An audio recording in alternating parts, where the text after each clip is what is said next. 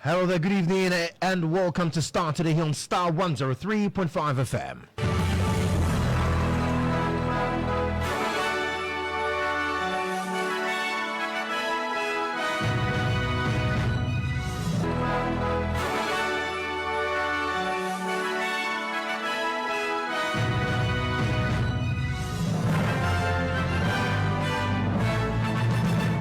Coming up this evening, campaign momentum builds in Dom Kwabenya as the NDC and MPP jostle to secure victory in poll rerun at the Abokobi Women's Development Training Center. We're live there, plus also here from pollster Musa Dankwa on the development situation there. Also, 4 NDC parliamentary candidates in disputed constituency election results. Ibi Bright, Baba Sadiq, Rabna Oben, and Christopher Bayer file respective statements of case ahead of High Court hearing tomorrow. We'll also take you to the Gender Ministry, where the Sector Minister Dakwa Newman is assuring aggrieved school feeding caterers of payment of the arrears by close of tomorrow, 31st December 2024. I've heard that the EC has planned to do a rerun election to ascertain the MP elect for our constituency, which I think is so stressful.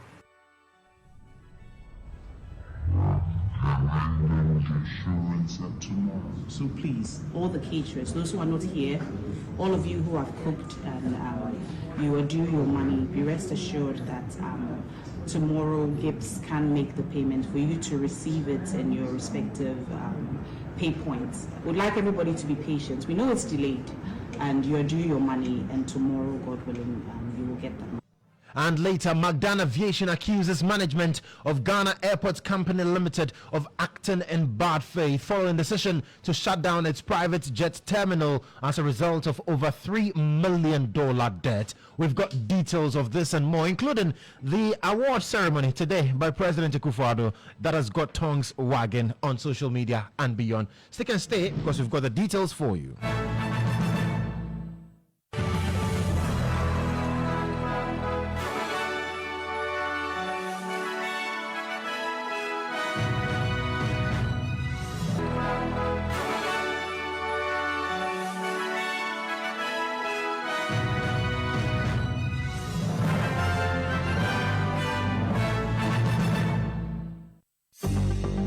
Starr News is coming to you live on Ultimate 106.9 FM in Kumasi, Empire 102.7 FM in Takoradi, Cool 103.5 FM in Ho, Rage and Might FM in Tamale, Somali FM in Wa, My Star Radio in the USA. Also live on Facebook on Starr 103.5 FM and on starfm.com.gh around the world. This is Starr 103.5 FM. Grateful for your company this evening. Welcome aboard Ghana's most comprehensive news analysis program, Starr Today, here on Starr 103.5 FM. I am Joshua Kodjo Mensah, and we welcome your comments, your views, and contributions to the stories we'll be tackling tonight on Facebook at facebook.com/Starr 103.5 FM. So let's get to the first story now. And campaign momentum is steadily building in Dom Kwabenya. Both the incoming NDC and the governing NPP are jostling each other in the rerun polls at the Abokobi Women's Development Training Center. Now, it follows decision by the Electoral Commission to reorganize elections for the particular polling station after what it describes as an anomaly. Now, although the NDC is questioning the basis for the rerun, the leading parties have begun preparing for the last election battle for the 2024 polls. Now, let's get on the phone lines and speak to the Executive Director for Global Info Analytics, Musa Dankwa. Mr. Dankwa, thank you so much for your time this evening. Thank you very much for having me. And I hope you're enjoying the best of the season so far. We are doing what we can to enjoy. Great. So talk to me, because as it stands now, the EC says the only way out is a rerun at that particular polling station. Now, from where you sit and the work you've done in terms of elections, is that rerun necessary? Right. I'm not a lawyer to really look at the legalities of what is being done. But if you look at what they said, that the gap between the NDC and the MPP candidates is about 150. But the total voted in that electoral area or polling station is close to 650 or thereabouts, which means that the outcome of that polling station could decide either way who will win the election for that constituency. On that basis, yes, it makes sense to rerun. But then the base of rerunning is what I am having a bit of challenge with in terms of what is that kind of irregularity that has caused for this to reoccur or to be rerun. Well, from what I'm hearing, I understand that they use a wrong form to collate or to capture the results of the poll. So it has nothing to do with the actual maybe fraud or anything that had gone on there. So on that basis, well, I find it very difficult. But be it as it may, I don't think the outcome of the election will make a difference to MPP because the NDC won that polling station on the election day.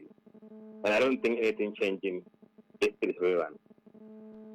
Because the MPP is quite confident that it would be able to turn the tide around in terms of the turnout. Now, one question too that people are battling over is the fact that, well, there are people who also moved from different places to come cast their ballots.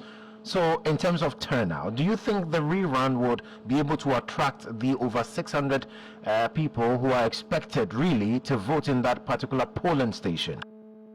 No, I don't think so. If you look at the polling station, it says the local community, Abokobi area, the typical Abokobi part of town. And I don't think the turnout will be extremely higher than what we saw on election day. And that polling station has always been an NDC polling station. I do not see how MPP is going to win that polling station. Because indeed, on election night, the NDC candidate won with 66% of the vote in that polling station. As how they can turn that number upside down, I really can't see. So for you, the possibility of the NPP being able to win that particular polling station is very minimal. I mean, it's very minimal. It's just for an academic exercise, honestly speaking. The outcome will not change, but from EC point of view, if the outcome of that policy could decide the constituency, then it makes sense to rerun it. But I don't think MPP is going to win that electoral area.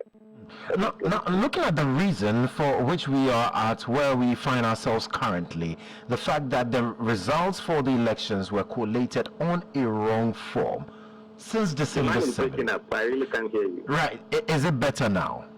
Yes. Great. So I'm asking, the reason for the rerun of the poll at that polling station, we are told by the Electoral Commission, is because the results for December elections, the December 7 elections, were collated on a wrong form.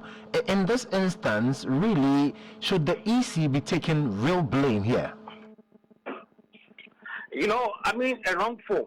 But it didn't say it was a fraudulent outcome.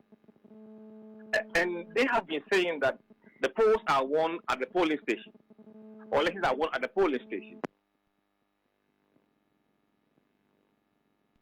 Hello, Musa. Well, we'll work the phone lines and raise Musa Dankwa on the phones again so we can conclude that conversation.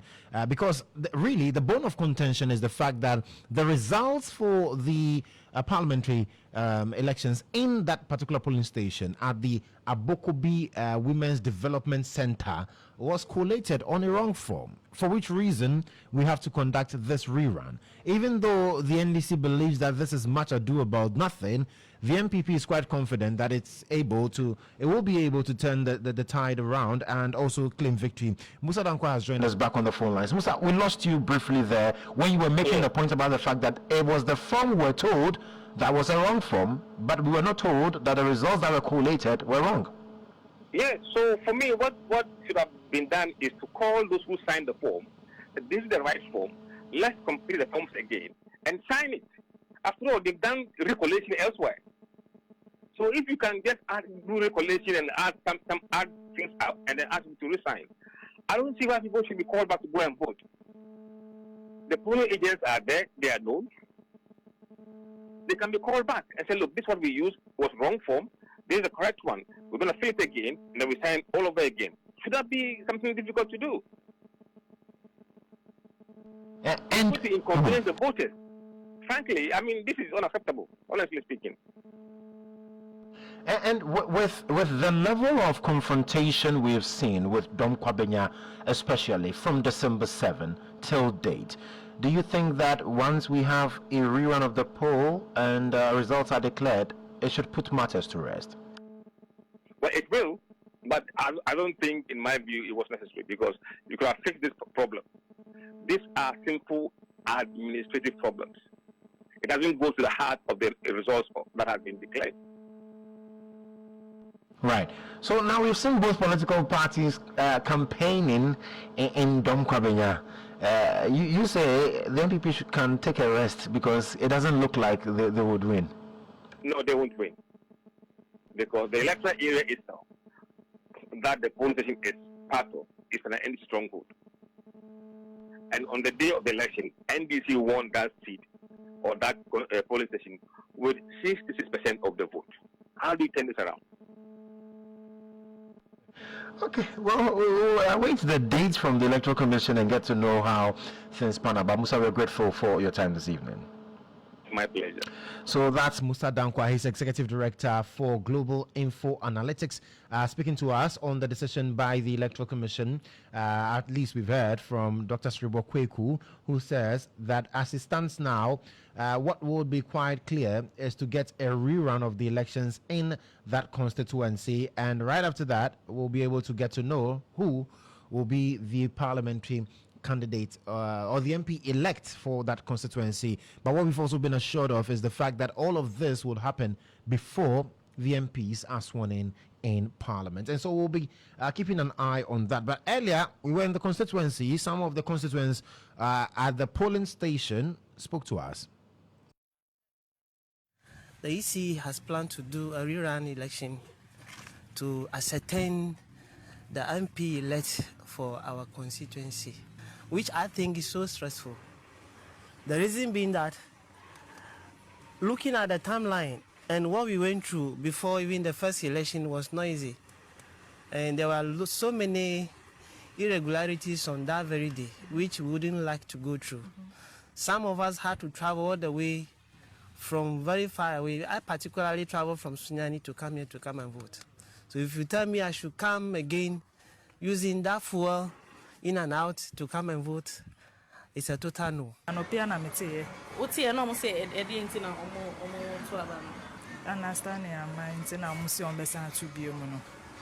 almost on Bessan to be, but man can see on mobile to me. The man said, by on my data, Metopa. Me who say what my dear, two bed, two storm one, me too more, me got two bar now, I bet was so. And so I be in India. Matisse, yes, he votes in a coyer, you know, and some be about until you ever saw vote to you. And no, that dear train time in a dua, Yamia, Duma, near coyer. Yes, sir. And Nipa, Ottoman, or her say at all, and someone dream will be out. So, Messa to Amman view. So you heard some of the electorates at the Abokobi Women's Development Trading Center who would be participating in the rerun of the parliamentary elections in that particular polling station and share their thoughts with us on the process. This is still Starr today on Starr 103.5 FM. Still with elections, 4 parliamentary candidates of the National Democratic Congress involved in the disputed constituency election results have filed their respective processes to counter mandamus applications at the courts. Now, this comes to comply with the Supreme Court's orders for them to file their statement of case in 2 days from Friday after quashing an earlier order of the High Court. Now, the 4, Ibi Bright for Tema Central, Baba Sadiq for Kaikwe Central, Irabna Oben for Ablikuma North, and Christopher Bayre of Techiman Central all filed their processes ahead of the High Court hearing on Tuesday. Now, in their respective affidavits in opposition to challenge the mandamus applications, the 4 candidates urged the court to dismiss the applications from the New Patriotic Party counterparts. Now, Murtala Inusa is our legal affairs correspondent. He was at the Supreme Court when that order was given, and he's joined me in studio now to give us a breakdown of the processes filed by the 4. So, Murtala, basically, what does this mean? Well, like you rightly mentioned, last week Friday, the Supreme Court spoke through a 5-member panel presided over by Justice Gabriel Puaman, and the orders of the court were clear. 4 out of the 6 constituencies, the court quashed the decision of the High Court for the EC to go ahead and collate and declare results, particularly when those parliamentary results are said to have been declared already, and more also because the NDC members who are interested parties were not given the opportunity to be heard at the High Court. So the court has ordered for a fresh hearing of the mandamus application filed by the NPP side. And guess what? The court was clear. The parties, the NPP, the NDC candidates were to file their statement of claims or statement of cases within 2 days from Friday, and then the case be heard tomorrow, that is 31st of December. And rightly so, within 2 working days, this afternoon at 2:45, the 4 parliamentary candidates of the NDC, Ibi Bright, Tema Central, Baba Sadiq, Okainkwe Central, Irabna Obin, Ablikman North, and then Christopher Bayre of Techiman Central have all filed their respective argument at the court. And in fact, let me just walk you through some of the things that they have been urging the court to do. First of all, let me start with the affidavit in opposition filed by Urabna Obin. Now, if you look at her affidavit in opposition, quite interesting, some 36 paragraph indeed. And the very concluding part of the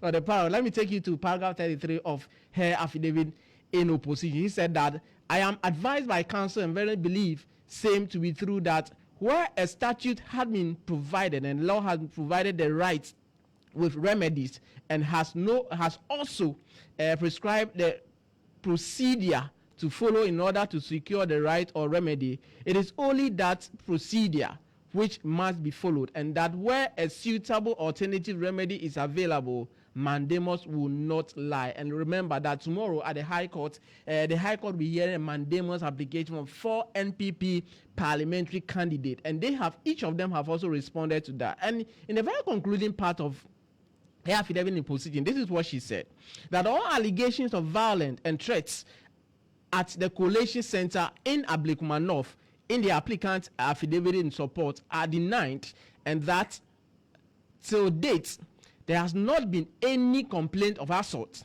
battery, or any threat of harm lodged by the returning officer of the Electoral Commission or the Commission with the Ghana Police Service for that matter.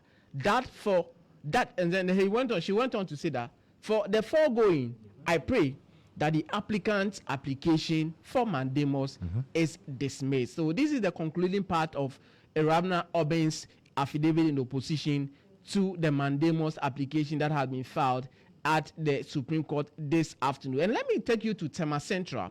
And Tema Central, where Ibi Bright is also contesting. She was in the studios before the elections. She was very vocal at the High Court earlier on the 20th of December when the High Court sat on the matter, and also at the Supreme Court when the Supreme Court panel of 5 dealt with the issue. And she also has 36 paragraph affidavit in position, very interesting thereabout. And the concluding part of her affidavit in opposition also makes reference to the point that, yes, at this part, he believes to be true that where a statute is provided, virtually the same thing that Urabna Obin also stated. Seeking. But quite interesting, one of the things that she also stated in her affidavit in opposition is to the effect that she's believed that once a winner of the parliamentary election is declared, the EC is complete. The election is complete. Therefore, to the extent that I was declared by the Electoral Commission as the elected member of parliament for Tema Central constituency, the parliamentary election in Tema Central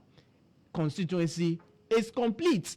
So to that effect, that council believe I'm advised by council and verily believe same to be true that neither the 1992 constitution nor CI 127 imposes a statutory duty on the Electoral Commission to recollate and redeclare already collated and declared parliamentary results, and that where there is no provision of law which imposes a duty on the constitutional or statutory body to perform any acts, mandamus would not lie. So that is E.B. Bright also giving us some intent of what her submissions to the High Court tomorrow. And it's quite interesting. Yes, And from what you've just told me, what stands out clearly is that the belief strongly that once the Electoral Commission has gone through collation, has been able to name a winner for the particular election, which is the process that should be followed, then that is it. There's Absolutely. no need that for is clear. recollation. Your message to the Supreme Court is clear. Right. Once it is declared, once you disagree with it, go to court and go and challenge it. There's Right. no processes Right. that allows for recollation and whatsoever. redeclaration. But let me Interesting. take you to Teshima Central, Beyere. where Benjamin Christopher Beyere also stood. And she was also declared a winner in relation to that. And Yes. listen to what she has to say in relation to the affidavit in opposition challenging that particular mandamus application, which will hopefully be heard tomorrow following a Supreme Court order. He said that, look, that the application filed by the applicant, and the applicant here is the MPP counterpart, particularly the motion paper, fails to comply with strict and mandatory rules of the Honorable Court, in the sense that the applicant has failed to endorse on the motion paper the grounds and the relief sought. He went on to say that, I repeat paragraph 14 above, and further dispose that the instant application is legally defective and incompetent, and incompetence does not properly invoke the jurisdiction of this court, and this court is the High Court, and therefore ought to be dismissed in limine. In limine means completely. Absolutely. And he went on to say that applicant attaches his affidavit in support also to the letter, and make references to the fact that the Electoral Commission actually received same, and also there is no evidence attached to the affidavit in support suggesting that the Electoral Commission refused to perform the functions assuming it is legally permissible to do so, for which the letter required to do upon being served with same for the reasons of the instant application that has been mounted. So that is what Christopher. And I hope his is less than 36 pages. Let me tell you, in fact, his application means 67. Lord of mercy. Yes, so quite interesting submissions. Now, Baba Sadiq also has his own there. Sadiq also has his own there. And guess what Baba Sadiq has also been telling the court by way of this very application or affidavit, or the affidavit in opposition that has been filed at the High Court in relation to that. He's also making a similar contribution to what the other speakers have already said, but he is also making the point that it is abundantly clear that the Electoral Commission admit that after the declaration of the election result, issues pertaining to intimidation, non-compliance, misconduct, illegality, and among others, the law reverses that matter, and the law reverses those matters as far as they are post declaration for the High Court and not the Electoral Commission or its officer. Then he went on to say that, yes, that I am advised by counsel and believe same to be true that where there are any allegation of intimidation and duress in relation to the declaration of election results, that declaration can only be set aside on the grounds outlined in Section 20 of PNDC Law 284, and went on to say that it is only the High Court, clothed with the powers under Article 99 of the 1992 Constitution, Section 1620 of the PNDC Law 284, that can cancel a declaration of election results and order for a recount, recollation, and declaration of election result on grounds of intimidation and duress, or that the declaration was not made in compliance with electoral law. So these are some of the things that the four parliamentary candidates tomorrow will be a very busy day. A busy day, I can tell you for sure, because all lawyers will have to make time and argue the case on individual basis, which that they have filed the case separately. So all the four will take turn, argue their cases, and in fact, it is the other side who move the application first before the court, and then they will also respond. Clearly, they are opposing to that, and their lawyers who seek leave will take the opportunity to also counter what the NPP side will also have before the court. So tomorrow definitely promises to be an interesting and very long day. I don't 31st of December. I don't envy you at all. Murtala Isnzar, thank you so much for bringing us those updates. And tomorrow we'll be live here and get you all the details as and when they happen in court. This will start today on Starr 103.5 FM. We'll be right back after this break. Get ready for the ultimate celebration of African culture, the African Festival. 3 spectacular nights await you at the Accra International Conference Center. 2 electrifying plays by Lateef Abubakar on the 28th. Don Quixote, Africa, and 29th of December, Ghana Must Go. And 30th December, the Afro Night concert featuring the legendary Yvonne Chaka Chaka. Experience more magic as you step into the den of history. Embrace adventure with Camel Rise in the desert. Marvel at the iconic pyramid of Giza. Nelson Mandela Capture Site. Explore the food festival, a world of fun for the kids and more. Dial star 714 star 70 hash or visit theafricanfestival.com to join Africa's biggest culture night at 250 cities per day or 600 cities for 3 days. Hotline 0571 900 900. The African Festival is supported by EIB Network, powered by Globe Productions. The African Festival. Africa awaits you. Starr today. First, fast, and credible. You're still tuned in to Starr today here on Starr 103.5 FM. Let's move to some other stories. And the Minister for Gender, Children and Social Protection, Daquan Newman, has assured aggrieved school feeding caterers of payment of their arrears by close of tomorrow, 31st of December 2024, after they besieged the ministry over what they say is the refusal of government to pay their arrears. Now, the angry caterers who massed up at the premises of the ministry blamed the Ministry for Gender, Children and Social Protection for turning a deaf ear to the plight for the past 3 years. Now, some of them spoke to my colleague Obed Kingaglo. We were supposed to ask for 3 cedi 50 pesos, but we were not given. But during the first term of 2023-24 academic year, we were given 1 cedi 20 pesos. Then the second term, we were given 1 cedi 47 pesos. Third term, we don't know how much they are going to pay us. That's what. How do you manage with the 2 cedi that they give you? Close to 2 cedi. How do you manage? Per the love we have for the children and the localities where our various schools are, we consider the items that are available. So we used to manage to cook for them because we've taken it upon ourselves. If they were our children, anyway, even if they don't have money, we cook for them. So we were doing the work out of love for the children, for the party, and the government. My concerns are that they are owing us 10 in the first term. That's why we are here. Okay. How much are they owing? Oh, unless I calculate it, because as I told you, the first term, the whole of the third term, they haven't paid us anything out of it in the first term, 2024. Okay. So how do you manage? How are you managing to cook? We were cooking because we love the party. 1, 2, because of the children. Secondly, they tell us that they will be paying us. So if we can borrow money and use it to cook, no problem. So we used to borrow money and used to cook. Or in the net that they will pay us, then you send it to the person where you get the money from. Have you heard from the minister in charge? No. As for me, I didn't hear anything. Because when we went to the other side, I was going there when they told us that we should come here. So we didn't hear anything yet.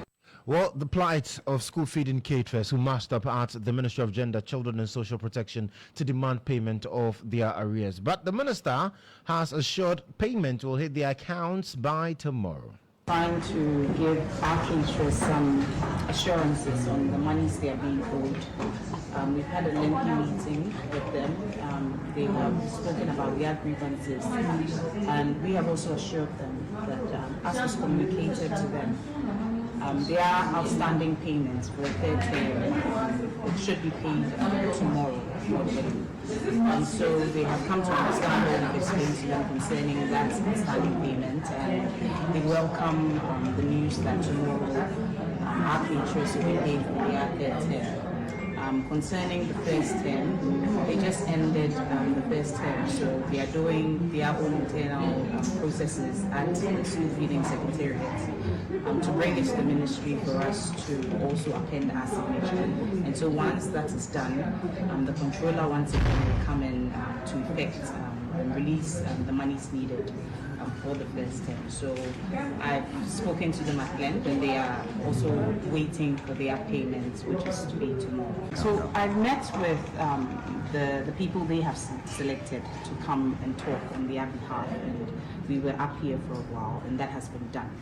And so I believe tomorrow, once the payment is made, there won't be any issue of we don't believe in the words, because it's about receiving their money. They've worked and they are due their payment.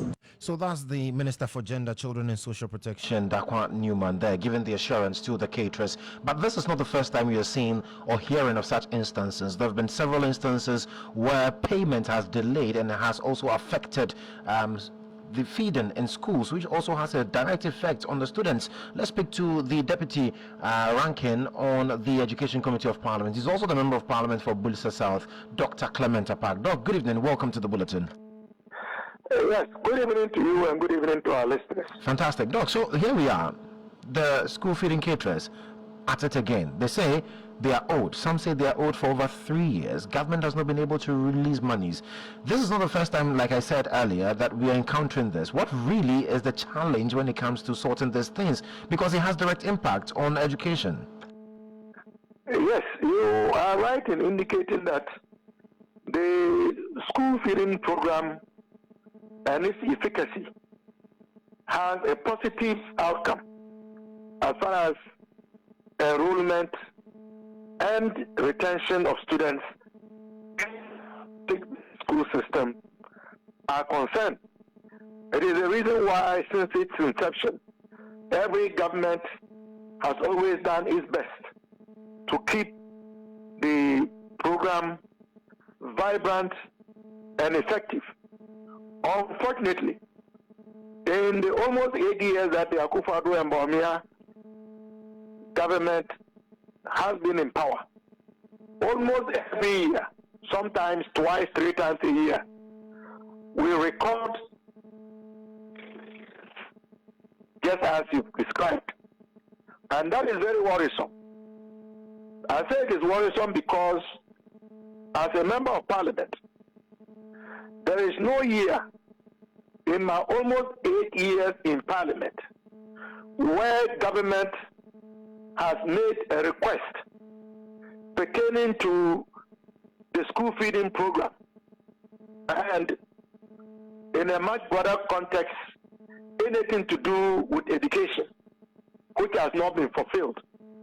So if we have been fulfilling our mandate of giving government the needed, required and requested resources to ensure that the school feeding program is effective and that we get the maximum outcome, the question we should be asking the Akufo-Addo and Bawumia NPP government is, what have they been doing with the money? Why are they not paying the caterers? Why do they... Hello, Doc.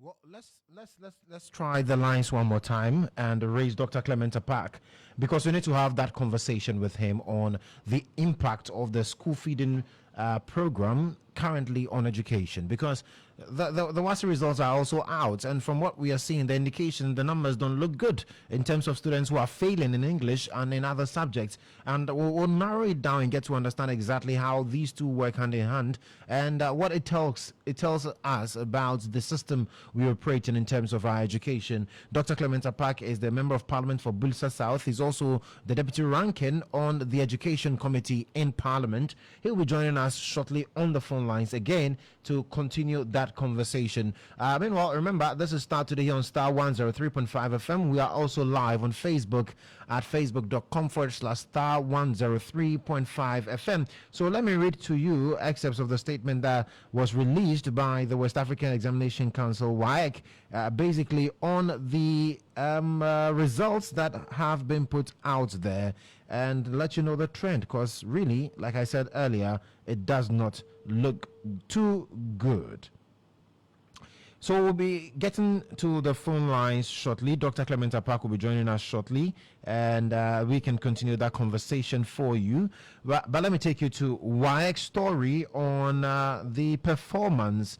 And quite interestingly, it has some intriguing figures also that have to do with basically the irregularities. But let's get on the phone lines now. Dr. Clement Park has rejoined us on the phone lines. Doc, we lost you briefly. Yes, I wasn't aware. So where did we? So you are basically reacting to the point that yes, this is not it's been the case all year long, and so we need to demand accountability of the monies that have been pushed into the system and how it's been utilized. Yes, that's exactly the point I am making. In fact, if I had known we were going to speak about this in more detail, I would have had in hand my copy of the 2024 budget. But if my memory serves me right, we had made an allocation in excess of 600 million Ghana cedis. I believe it was in the range of 600 to 800 million Ghana cedis just for this year in question to finance the school feeding. And so, what is the explanation? What is the justification that school feeding caterers have not been paid for 3 years? And the information I actually have from the field is that in many schools, the school feeding is not even taking place. It is not happening. So somebody must account for the utilization of these resources. And the point I was seeking to make is that this is one of many programs for which resources have been approved by Parliament, and yes, we are picking up information to the effect that these feeding programs, others like the capitation grant, are in arrears because government has not been paying the providers of these services or has not been making the monies available for. So the point I'm making is that I am advising that the incoming John Dramani Mahama administration ought to quickly initiate an assessment of every ministry, department, agency, to get to understand fully well what the situation is as John Mahama would come to meet it, and then to make that known to the people of Ghana. Barring that, we stand the chance of being accused of malfeasance and crimes that were committed by the outgoing government. So this is an example of many areas of government indebtedness in the education sector. I can give you about 6 offhand. I know this is the case in many other sectors of our system. So they have accountability. They can't just walk away and get away with this. We must know what they've used the money for. Is the point I was seeking to make. Quite interesting. You believe that there's a lot of crime happening in these sectors, for which reason John Mahama must initiate immediate assessment? Yes, I believe so to be true. Because as we are speaking, just sometime last week, just a conference of heads of assisted secondary schools had written a letter to the Minister for Education dated 20th December 2024. And the title of the letter said it all. Asking government to pay all outstanding funds and indicating that if all the outstanding funds, some dating back to 2021, were not paid, then Charles said they would advise against the scheduled reopening of secondary schools on the 3rd of January 2025. How can that be? Year in, year out, we have been approving 2 billion cities to finance the free school policy. And yet, we are now being told, Charles, that government is indebted to the policy and the program every front, from WASI practical fees to monies to do with perishables to monies that should go towards paying for utilities. So clearly, something is not right. And it is only proper that we hold duty bearers. So it is really now I'm making the call that there ought to be a very thorough assessment of every government program, the implementation of every government policy, every department, every agency, every ministry, to understand where the resources we have been approving year in, year out have gone to and what they have been used for. Okay. And Ghanaians deserve the right to know this off the bat, even before we proceed to address the many challenges that Ghanaians expect John Dramani Mahama to fix. Is the point I am making. Interesting. And so, looking at all the challenges that have plagued the sector, from what you've seen in terms of the numbers, the amounts that has been spent, and the results that have been shown for those amounts, does it come to you as a surprise then that really our students are also not doing too well when it comes to the WASI? Yes, it comes to me as a surprise. It comes to me as a surprise because all the resources required, as far as education is concerned, have always been made available to the government. And so if we are making your requested resources fully available to you, then what is the excuse that should justify the challenges that may have contributed to the lackadaisical performance of our students, at least in 3 core subject areas? So, it's not right. But to be able to put a finger directly to what gone amiss, obvious indication we are getting with regards to government's refusal. I say refusal because we have made the money available to disburse the resources for the purposes for which they were approved. Require a more detailed assessment so that we identify the areas that deserve and rectification. Well, Doc, thank you so much for your time this evening. We truly appreciate it, sir. You're welcome. So that's Dr. Clement Park, Member of Parliament for Bulisa South. He's also the Deputy Ranking on the Education Committee in Parliament. Now, from education, let's move to aviation, because Magdan Aviation has accused management of the Ghana Airports Company of acting in bad faith. Now, it follows the decision by the company to shut down Magdan's private jet terminal as a result of over $3 million debt. Magdan Aviation claims it has already begun processes of settling the debt. Chairman of the Ghana Airports Company Workers Union, Abdul Isaka Bamba, addressed the media earlier today. By the orders of the managing director, I think it has to do with the indebtedness of McDan as a company to GACL. What we know is that MD over the years, our current MD had made several efforts to retrieve the monies owed by McDan Aviation. The payments are not coming. Out of frustration, I believe that's why MD have taken the decision to close the case down. You are a union. Is this a decision that you are in support of, shutting down the facility? Well, we want our monies paid.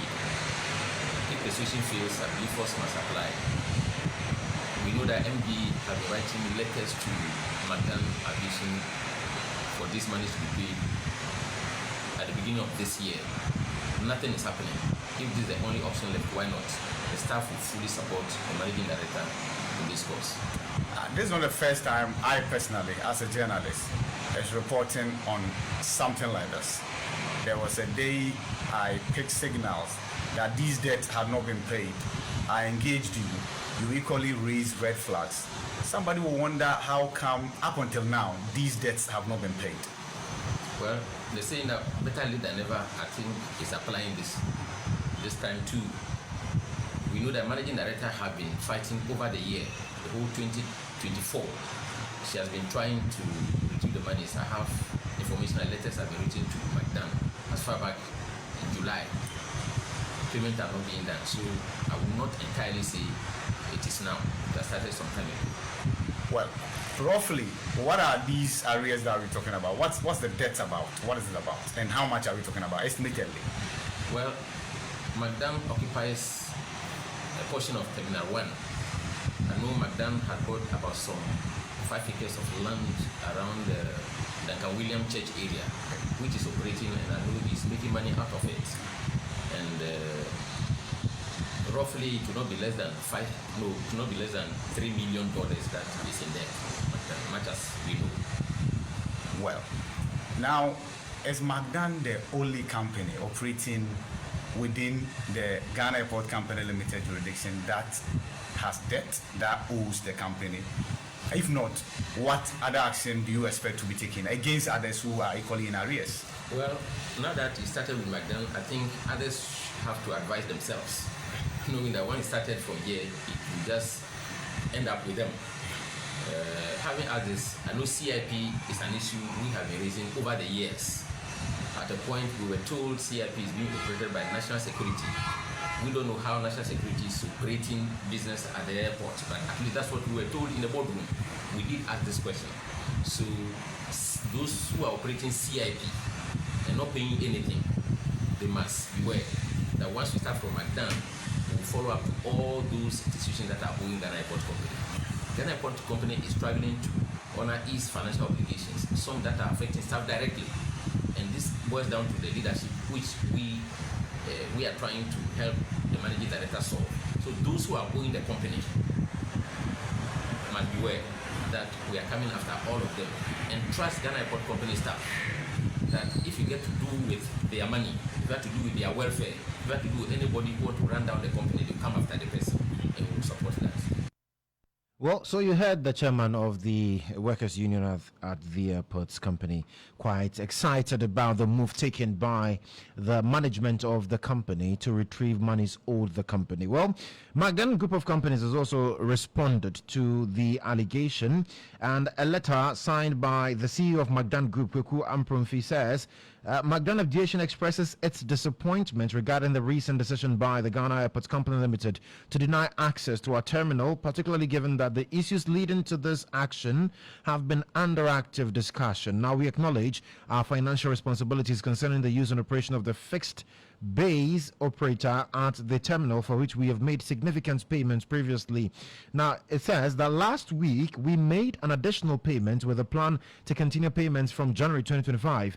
It is pertinent to note, however, that McDan Aviation does not owe Ghana Airports Company Limited $3 million on the terminal, as erroneously reported. Additionally, we are currently involved in a legal dispute concerning a parcel of land acquired from GACL on the Spintex Road. A third party has raised litigation issues, resulting in court proceedings. GACL is aware of the situation, and we have communicated that payments will remain on hold until the court case is fully resolved. It is regrettable that Ghana Airports Company Limited has chosen to take this line of action, particularly when the matters at hand are not interconnected. Nevertheless, we remain committed to engaging in constructive dialogue to achieve a favorable resolution. So that's the statement coming in from the Magdan group of companies, under which we have the Magdan Aviation, which is suffering currently as a result of what has been described as non-payment of about $3 million debt.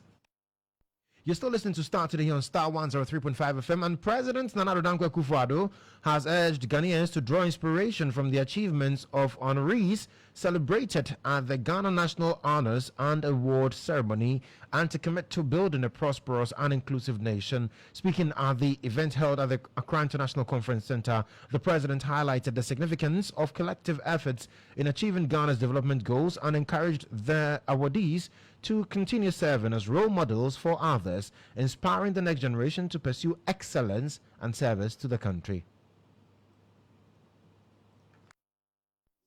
This is your day. Let this moment inspire you to continue making a difference.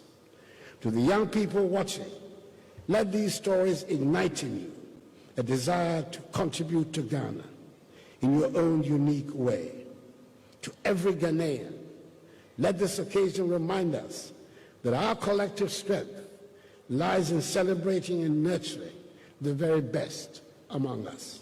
Ghana's outgoing Vice President, Dr. Mahmoud Bawumia, during the award, was decorated by President Akufo-Addo with Ghana's highest honor, the Order of the Star of Ghana Officer Award. Our dedication to building a society rooted in integrity, inclusivity, and progress. The news team also caught up with some awardees at the event. The word to the Ghanaian is basically that we should just do our work. And once we do our work, it will show and the recognition will come. So if it's my turn today, I'm sure tomorrow it will be somebody's turn. But it just shows that hard work does pay. And it just shows us that we are a nation of gratitude. And of course, a nation that shows gratitude will always be a forward-looking nation. I think it's all about being dedicated to your cause and serving the country to the best of your ability and from a very clean and clear conscience, and being dedicated to your God and country. I think that's all that it entails. For the state to be able to recognize my contribution towards music and to the people of Ghana and things like that, and to the world as well, I think it's something that I have to cherish. And I cherish that, and I give thanks to the Most High. The Ghana Police Service has been a cornerstone of law enforcement in the Republic of Ghana. Well, so that's a culmination of what happened today at the Accra International Conference Center. But this has generated a lot of conversation on social media. So people are not necessarily interested in the honors, but they are concerned about the people who have been honored. Absolutely. Evelyn Araba has joined me in studio. Now, she's been going through social media. All those comments that you've been posting, she's got all of that. Araba, really, what's the reaction? All right, like? so with the awards, some of the individuals, as you rightly put it, the awards, the public or a section of the public are not really happy about it. And then so when we go to Twitter, Yaira Koku says that, how can you bestow a national award upon Hawa Kumsing? Total abuse of state resources. And Obiba JK also says that, also posted a picture of Hawa Kumsing and says that even something that was supposed to be the National Honors Awards was based on extreme partisan lines. Indeed, Akufo-Addo always puts party before country. Hawa Kumsing, Brian Echampon, and all were among the awardees well deserved, with a club emoji. And Mohammed Yassin says that Alhaji 38 finally received his award of incompetence. Really? Who is Alhaji 38? Your guess is as good as mine. I don't want to go there. Hey. Well, there are further comments. So Is it in relation to the Vice President, Dr. Mahmoud Bawumia, who was given the second highest honor by his boss, President Akufo-Addo? But there are other comments Right. to give you an idea. Okay. But Benjamin Isuman also says that whilst the Mahama brothers are focused on providing intervention for the poor and the weak ones in the country, Akufo-Addo and his friends are busily sharing national awards to themselves like toffees. And Professor Kweku Azar also posted saying that in 1916, Kwame Nkrumah instituted the Order of the Voter, one of Ghana's finest honors. Over his tenure as president, spanning 6 years, he awarded it only once to Valentina Tereshkova, the first woman in space. Yeah. And he goes ahead to say that the rarity of this act underscored the prestige and exclusivity of the award, celebrating extraordinary achievements that transcended borders and inspired the nation. And he says that is a lengthy post, but he says that in recent years, however, presidents appear to use the award more liberally, often to honor their own appointees. This trend risks politicizing what should remain a national celebration of exceptional accomplishments. And then Fred Duhu also posted a picture of Dr. Mahmoud Bawumia when he was receiving his award. Says that this award was given at 1:38 p.m. on live TV. Whatever you do with this is your problem. 138. Yes. And then Redshift says that there seems to be awarding everyone. For what? The signs were clear. So why the awards? Scoring 38% and receiving awards for what? I mean, that answers your question. People are just not and then Oliver.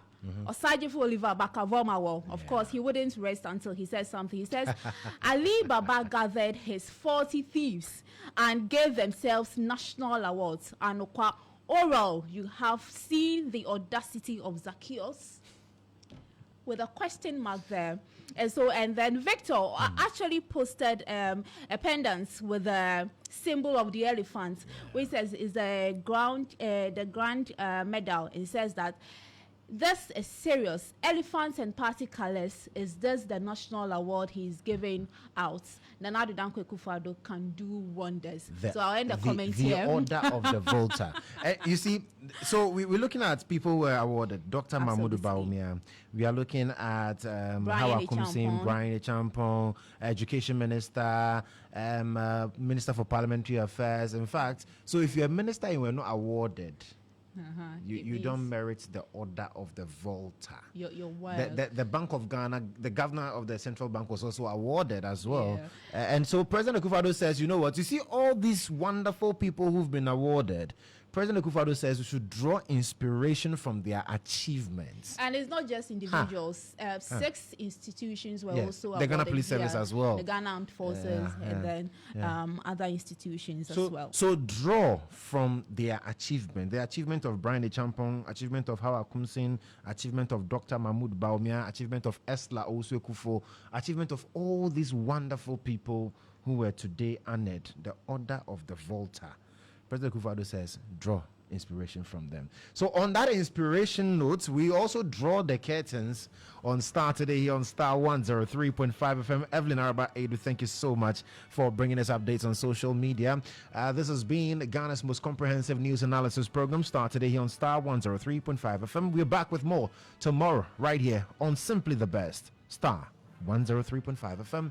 I am Joshua Kodjo Mensah. Do have a wonderful evening.